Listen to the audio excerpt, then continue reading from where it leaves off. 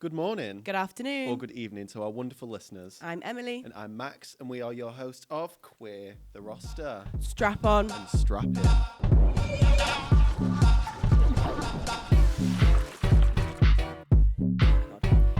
Today, very fittingly, following last week's episode, we shall be discussing the dreaded breakups.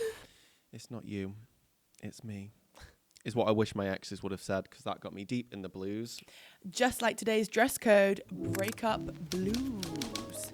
What is in your blue outfit, Max? My blue outfit is sort of like a tracky set. They don't actually match, but you know, charity shop shoes, charity shop pants. Love these pants. They're like £4. Jacket that one of my exes actually bought me. He only bought it me because I sent it to him on Vinted and said, if my parents ask what to get me for Christmas, send them this. And he couldn't be asked looking for a present for me, so he bought me this instead. And then I used it in my award-winning short film, Bricked Up. Please watch it online. And yeah, I've got this beanie from a charity shop as well, which I got last week. Nice. Always shop sustainable. Mm-hmm. I have blue fluffy socks to match my fabulous broken foot boots. And today's dress code is broken foot baddies. Broken boot baddies. My baggy, disgusting weekday jeans. I've worn the hell out of them. I've got a teddy bear for emotional support today that I also got from a charity shop, so she's probably diseased. A Winnie the Pooh hoodie and a Carhartt blue top.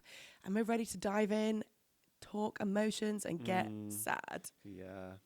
We're going to be breaking our mental health for this episode. Honestly. Reliving our trauma just for you guys. Yes, and make you feel better about all the breakups you have dealt with or maybe dealing with currently. How many breakups have you had, Max? I'd say like proper ones, like we were together, maybe like 4 or 5. Situationships, couldn't tell you. Too many to count. Because is a situationship a breakup? When it ends? I mean, you're kind of like breaking things off. Yeah. Break it, you know, kind of thing. Ending things. Ending things, yeah. Which, you know, there are many different methods of ending things. Mm-hmm. There are the ones that I've been on both sides of, which are just a message. There are some, if you're luckier than that, where you get a call. And there are some which I will admit, like over the past few years, I've gotten so much more used to and I feel so much better about doing is in person.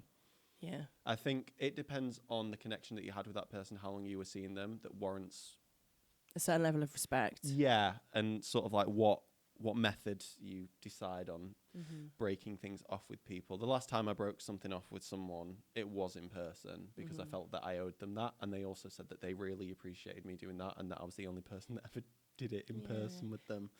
So you can get better closure if it's in person as well. Absolutely. And I think that, you know, your emotion comes across differently than when it's over a message. You're also in that environment where you're able to, you know, ask any questions you might have, get answers to things that you wouldn't usually have the answers for. In real time without pondering over a message like, should I send that, should I not? Yeah, because even, like, it's not great to just have a call, but then again, it's not as bad as a message. At least with a call, again, you can talk there and then in that moment and convey emotion differently. But yeah, I'm quite proud of the fact that that's become the norm for me, is to break it off in person, because I just don't see the point in doing it any other way, especially if it's someone that I have a lot of respect for. If it's someone that's disrespected me, yeah, fuck that. They can have a message goodbye, and that's it. I don't know how many breakups I've had, because it depends, like you say, what we're counting as a relationship, because my first little relationship lasted a week and was in year 7. And obviously that ended with a multitude of other little flings. The biggest heartbreak you've ever gone through. Honestly. Texted for a week, broke up with me outside the ICT room. Oh, not the ICT room. But if we're talking about first proper heartbreak, that was year 11 for me, or actually not even year 11, like 2 weeks before going into college. Oh, wow. Okay. Yeah. But then if we're counting serious ones, yeah, like 3. Okay. 3, I'd say 3. Maybe like 2 proper ones, because we'll get into some of them today. I mean, I remember breaking up with my year 7 girlfriend, who I actually saw the other day, and it was nice to see her. We get on very well. I broke up with her because she was taller than me and she was ginger. Have a thing for gingers now. Maybe I was just oppressing it at the time. Yeah, I don't really think I had a proper breakup until my first relationship ended. And I was in that relationship from like 17. It's with a man. I was like 17 till 19 for like 2.5 years, which is quite a long relationship to have for your first relationship. Yeah. And yeah, I did the breaking up, which I think it's overall easier to do the breaking up. You think?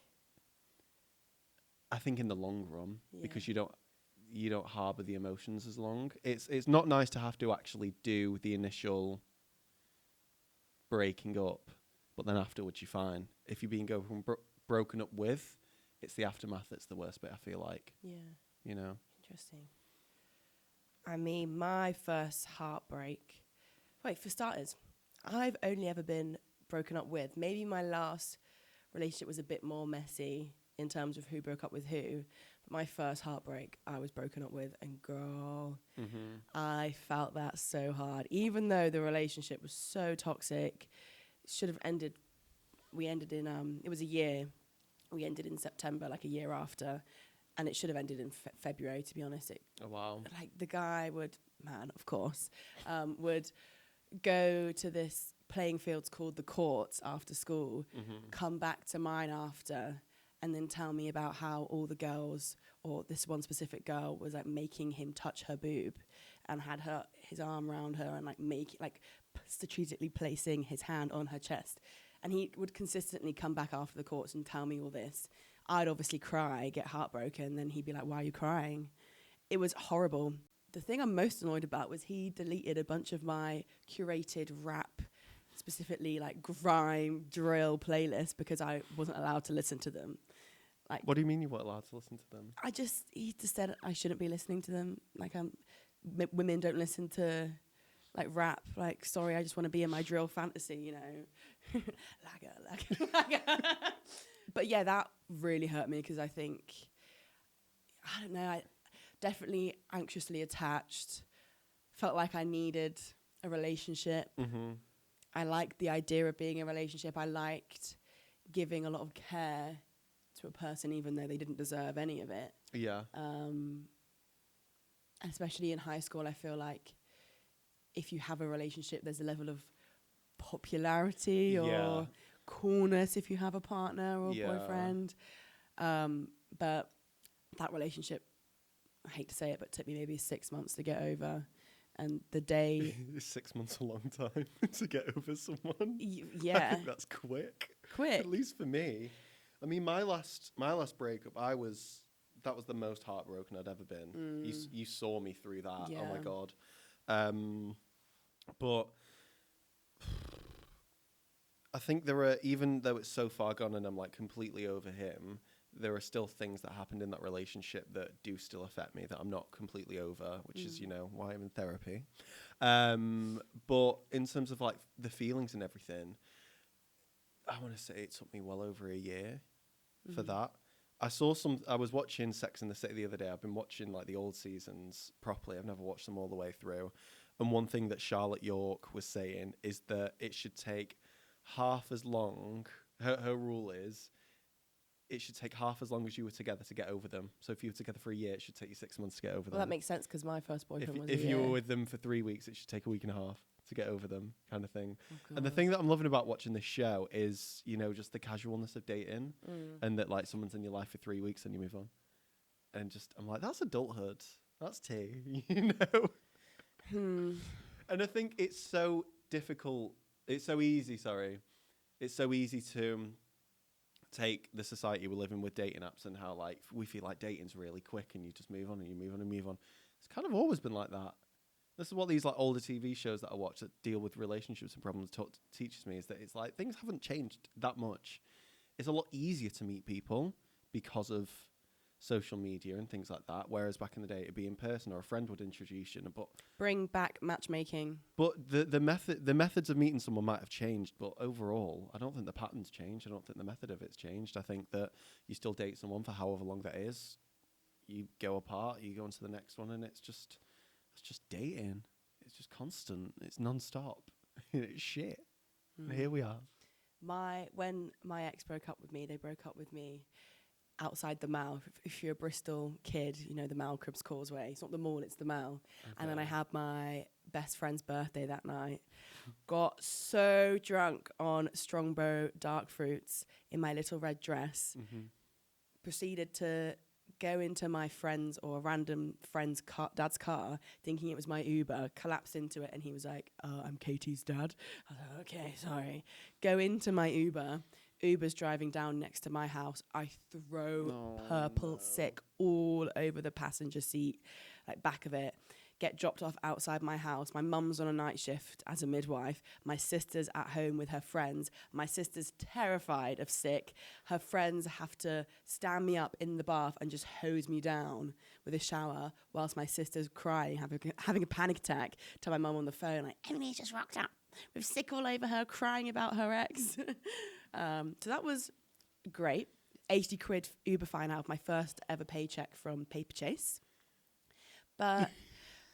you know, we live and we learn. Don't get drunk the day you get heartbroken. I've never done that. I'm trying to think, like, how did you deal with your first heartbreak? Yeah, I mean, my first, I'd say, proper heartbreak was with this guy that I was seeing for maybe a month, and it was like I was seeing him just as COVID hit. So we seen each other just before COVID hit, and then we went into lockdown, and I was like, still trying to chat to him, and I think it maybe lasted like a month, and he just like lost interest and started seeing someone else. And I was acting like the world was going to end. And like my head was just completely spiraling. And this is also like when I'm stuck at home. Yeah. And I've got nothing to do. So I just, you know, got high every night and just forgot the world existed. I was a lockdown stoner. Yeah. Oh my God. Yeah. Heavy. And that's sort of how my lockdown went. And then got over him when I started seeing someone else, and then was seeing him for like 6 months, and then he broke it off, and then heartbreak happened again. Yeah. And it was over all these, of course it was over men, it was over all these like men who had like the personality of doorknobs, who were so uninteresting and so plain. And I look back and I'm like, it wasn't worth it. I think you're searching for validation and for things that maybe you don't see in yourself. Yeah. In these people where you do look back and think, God, what was I thinking? Yeah. Like, I look back and see, why were you so upset about this relationship? But it was because other stuff in my life at the time was really bringing me down, and I just felt like I needed this for fulfillment in life. Yeah. So we've just spoken about our first heartbreak. Yeah. How about our last breakup/heartbreak? How was that? The last time I broke it off with someone, we weren't in a relationship, and it wasn't heartbreaking, but it was still sad. And it was someone that I met when I went traveling, and we like sort of stayed in contact for a while, and we were talking a lot. And then when I met up with him again after traveling, I just realized it just wasn't what I thought it was. It was that kind of like, you fall in love with the idea of something, and the reality is it's just not, it just doesn't work. And there was absolutely nothing wrong with him. Absolutely not. He was an absolutely lovely person. I just wasn't feeling it. So I did the right thing. I went round to see him in person. I broke it off in person. And yeah, that was that. He had to delete me off everything and block me off everything for a while, which I'm like, you know what? I respect the honesty. I respect the decision. Sometimes I wish that I would have done that instead. And I think that's a really good note to take, though, is that when you break up with someone, the immediate thing, the most important thing is space. You can't break up with someone and remain friends straight away. I remember my last proper breakup from a relationship a few years ago. He was acting off for months. He was acting off. And then it's when we broke up that he started acting normal with me again. Yeah. And that was like really jarring for me, really mentally jarring. It didn't help that we were in the same uni, we had the same friend group, and you know, I was seeing him like all the time. Was like really horrible to deal with. And it honestly wasn't until I finished uni and got away from that environment and that like sort of constant anxiety of, when am I going to see him, when am I going to bump into him, you know, when I lost all of that is when I really started to move on. Oh my God, I was going through it at the time, as you know. Yeah. Okay. I mean, I truly relate to the heartbreak of sharing a group of friends with someone you've been involved with. Because my last breakup, you know, we met as a group of friends. We were friends for a couple months before, and then kind of quickly proceeded into a relationship that lasted 2 and a bit years. God, I just getting emotional like thinking about it, because obviously there was the heartbreak of like trying to make it work with them and then it not working, and thinking about this future that you thought you shared together. But alongside that, all my friends were friends with them, all of them. And I had to kind of hold myself back from asking like my girlfriends about how are they doing, what, you know, I don't want to get them in the middle. And then it was a case of a lot of our birthdays are in September, October, summer, just constantly seeing each other. Our friends were on events, seeing each other at events, and it just being really weird to not go to these events together, to not hold hands, to not hug, to not kiss. And I'm trying to think when I finally healed from it and accepted it. That took a long time. That was crazy. That was crazy, especially because of the circumstances of why we broke up and stuff. Yeah. And like what we'd gone through as a couple. And I think, like, not to like go too much into yours, but I think it's always harder when you break up and it isn't for something like you were cheated on, or like a big argument, or like something specific happens that like makes it easy to like close it down and go. But when you still like care for each other as people, when you still respect each other, and or like it's so much more difficult because you're breaking up for the right reasons, if that makes sense. It does. I think the difficult thing for me was we'd broken up, but there was kind of a maybe we get back together sense in the air. Yeah. And instead of them just saying no several times, they just kept on saying, I don't know. So for me, as a woman who loves to fantasize about the future, who always sees the best in someone, who always will kind of wait for change when it might not happen, or see potential, it was really hard for me to actually say, if you're saying I don't know what I want, I don't know if I see a future with us, that's a no. Yeah. And that was probably the hardest thing for me to deal with, was being confident enough in my own decision to essentially cut it off completely, because it almost felt easier for me to just wait around for them, and that's not right. No. I mean, I remember the last breakup I had, they were saying to me things like, oh, well, you know, if we do get back together, it'll be like after uni, and it'll be like that. And like, why say these things to me when you know that we're not going to get back together because you're already sleeping with the best friend I had nothing to worry about? Like, you know, we're not getting back together, so why do that? That's emotional abuse. Yeah. Like, why lie? Why say these things? Because he was also the kind of person that, because he was such a compulsive liar, he would be the kind of person that would be like, or you would ask, you'd like, oh, have you seen that film? Have you seen that? Yeah.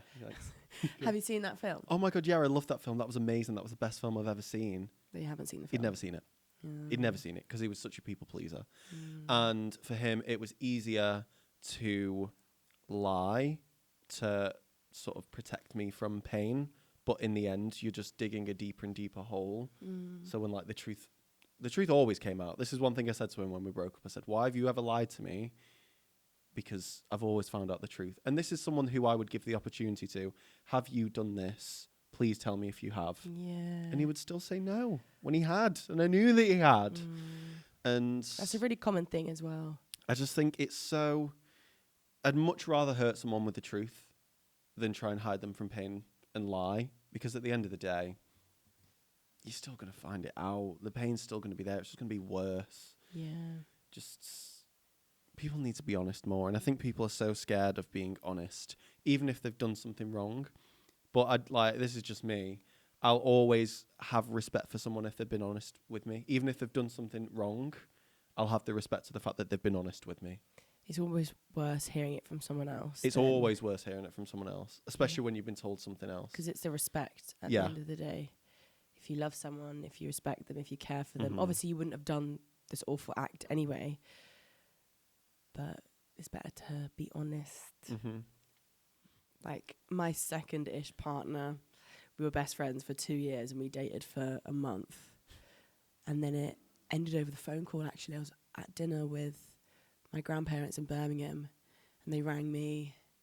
And I can't remember what their excuse was, I think it was, I just don't think we're compatible romantically. And I picked up my clothes like the next week, and that was it, which was crazy. Again, because you fantasize about future. You think you've been friends for so long, we're giving it a go. Looking back again, the sex life wasn't the best. No. I mean, he could only... I don't know if I should say this. Say it. We can always cut it. Say it. I mean, I'm editing it. He could only come if I put my fingers up his arse, which I know is a very common thing with gay men. Not just gay men. It just wasn't for me at the time. Maybe, don't know. Poo is a bit of a smelly thing, and he definitely didn't douche. But anyway, we're going far away from the point. That one was easy to get over because we were only dating for a month, and I had uni in a month, and uni was crazy. I mean, I remember when I broke up with my first boyfriend, who obviously I'd been with him a couple of years. He was the only person that I'd ever slept with at that point. So that's what I thought good sex was. And it wasn't until we broke up and I started sleeping with other people, I was like, that was the most mediocre sex ever. What do you mean people last longer than 2 minutes? Yeah. Do you prefer being broken up with or doing the breaking up?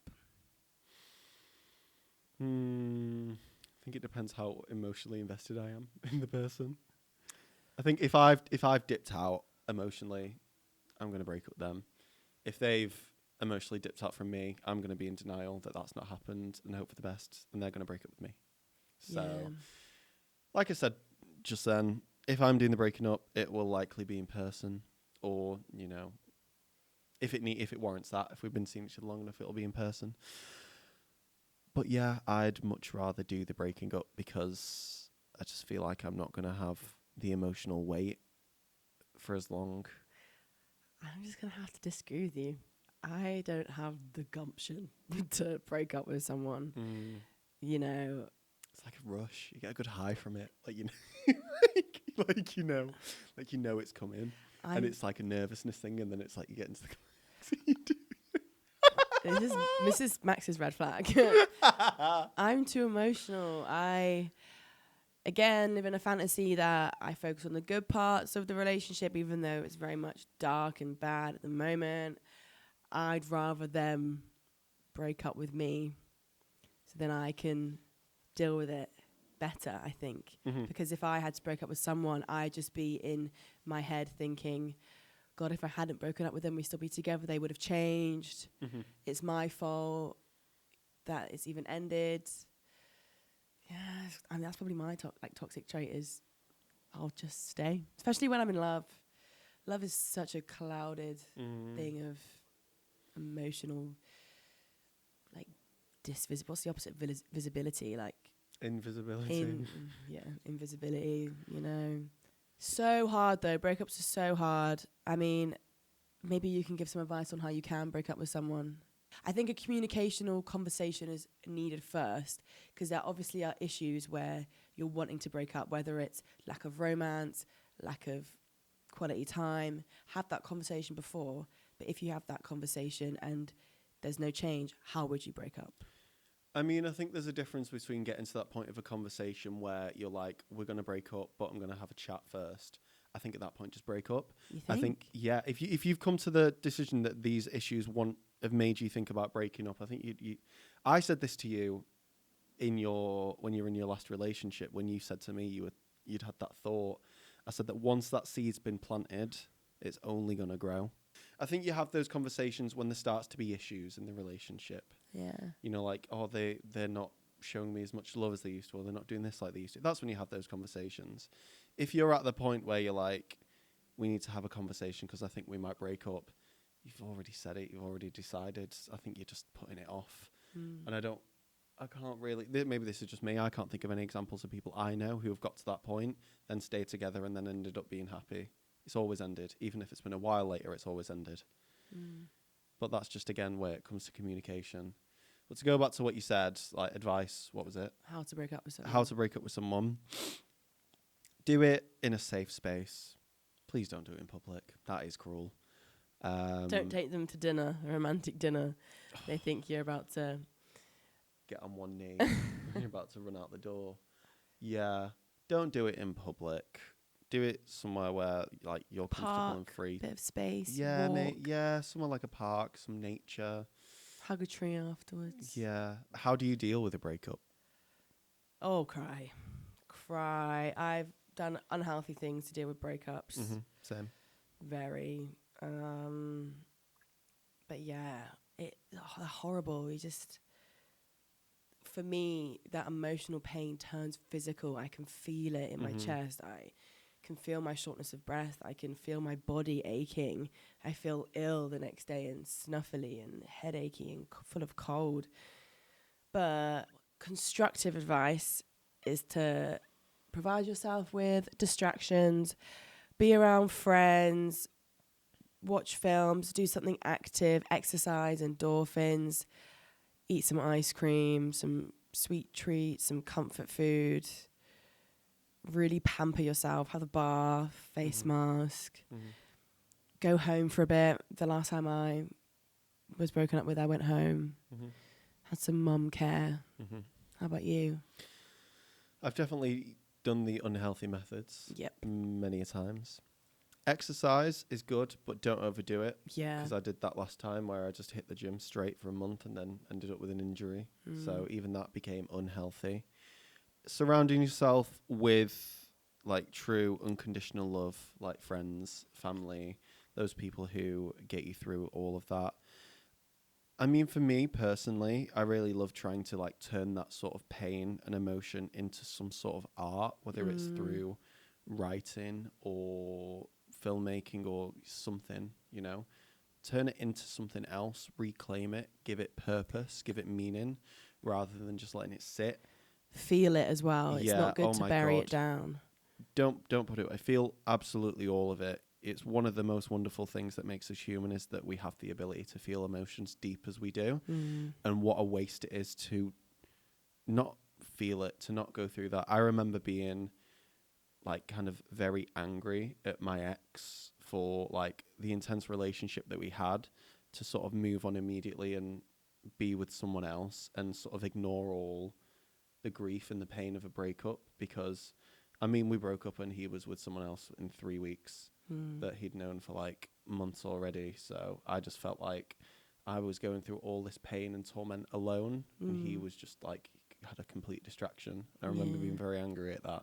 Yeah. I've never really had much anger about a relationship. It's always been sadness, always been like the what ifs and the future you imagine together, hopeless romantic and things. And I think it's really hard to then move on. Yeah. And I think even if you've healed for 6 months, a year, 2 years, there will still be past relationship trauma that is brought up again when you start to date and when you're in another relationship, and you'll feel yourself getting triggered by things in your new partners that aren't a reflection of their characters. It's wounds of what you've been affected by from previous situations. It's so hard. And I mean, I just try and think about if it was this hard a long time ago, because I think even if you're not in the friendship circles, with social media, you can see a fake perception of how your ex is doing. They could be on holiday, they can be with someone else, they can be going out every night. They could look online like they're having the best time ever, but that might not be the reality.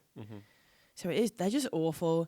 But I think key advice, obviously the distraction and making yourself feel good, pampering yourself, but feeling the emotions. Because if you bury them, it'll only get worse. You don't want these traumas of a breakup to turn into toxic like characteristics of yourself when you date. Like you don't want to turn controlling because your partner's one of your past partners is cheating on you. Yeah. You don't want to get jealous easily. You want to be secure, and that comes with healing everything. But also, if like you come out of a relationship and you do feel like those controlling things and those insecurities and that anxiety, which like I went through it all. I was not a healthy person for a long time after my previous relationship, and that's okay. Yeah. You know, I used to be really, really hard on myself for reacting the way I did and feeling the things I did. And, you know, I tell myself, like, why am I still feeling this way? Why am I still like that? But when you go through something that is traumatic, it stays with you, and it shapes who you are as a person, but there's no need to feel shame because of how you've reacted, because that's something I felt for a long time. Yeah. Something I'm still working on now. Yeah, like the unfairness of it all. But at the end of the day, like, he dealt with that situation that way. He, you know, did what he did, and I have my life now, and he has his. So. And I guess I have my life. Girl, it is not a good day to be in your period when you're talking about breakups. Obviously, we're still living in the same city as a few of our exes. Unfortunately.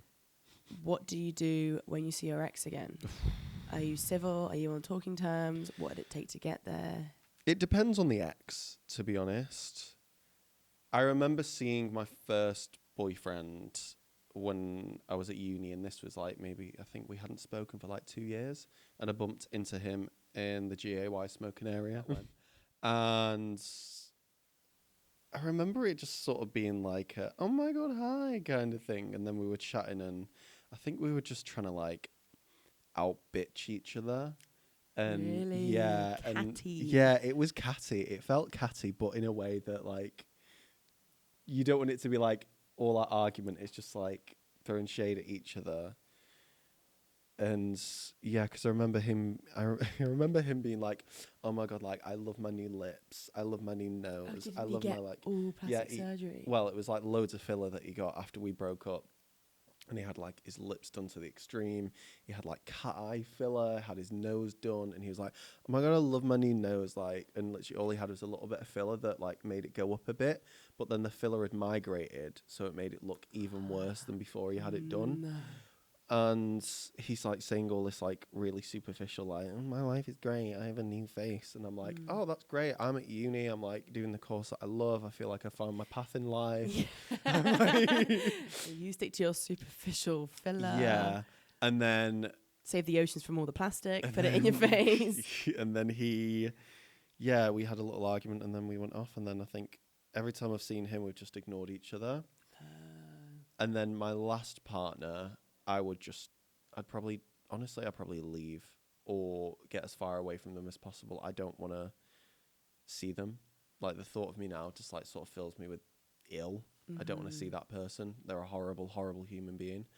And I wouldn't be civil because I wouldn't engage in any sort of conversation. If they tried to speak to me, I'd say, "I don't want to speak to you. Enjoy your night. Bye-bye."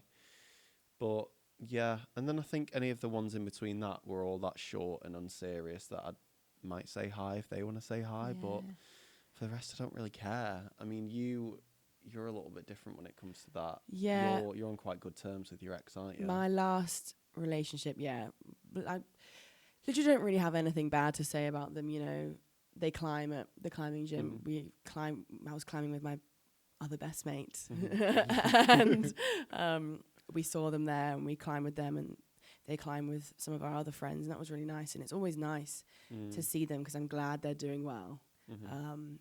But if I bumped into like my first ever relationship, I think I just laugh. Yeah.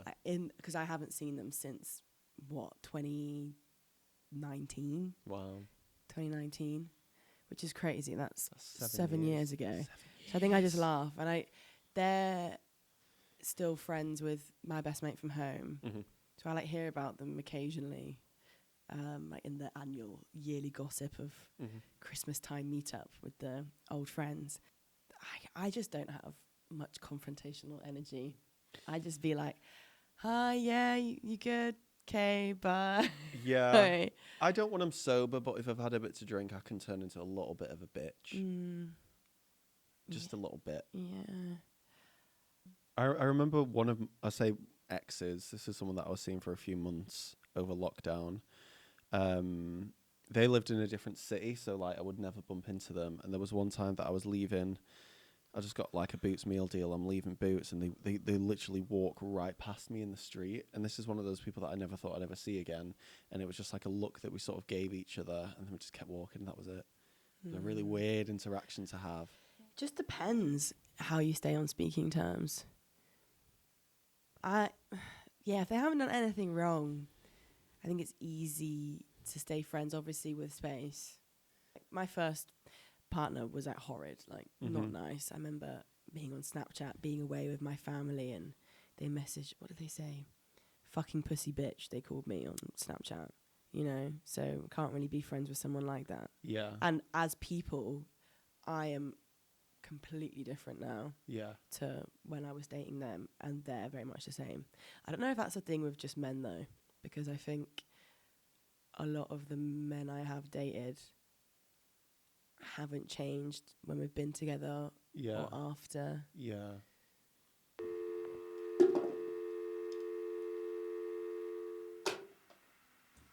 No callers this week. We have no Homo Hotline because the homos are homophobic. So instead, today, we're going to do a bit of role play and pretend that our exes are on the end of the phone, and we're going to send a little message to them.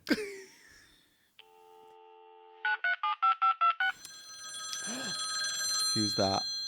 My ex? Hi, babe. Hi, how are you? No, I'm good, Are you still with... Yeah, the one you cheated on me with. You're still together. Oh, that's nice. You've slept with how many people since being with them? Oh, that's nice. How many does he know about? How many doesn't he know about? Yeah, thought so. No, I did hear about that. Yeah. Yeah, no, I heard that happened not long after we split up. No, I heard it from him. Yeah. Do you remember that? Yeah, those two. Yeah. The ones that we wanted to. Yeah, yeah. Turns out they never wanted to do it with both of us, just me, but you were good enough to be there too. Yeah. I know it's really sad that, isn't it? But then again, look at you and look at me. But no, yeah. Wish you all the best. Yeah. Okay. Bye-bye. Lovely to speak to you. Don't ever call me again.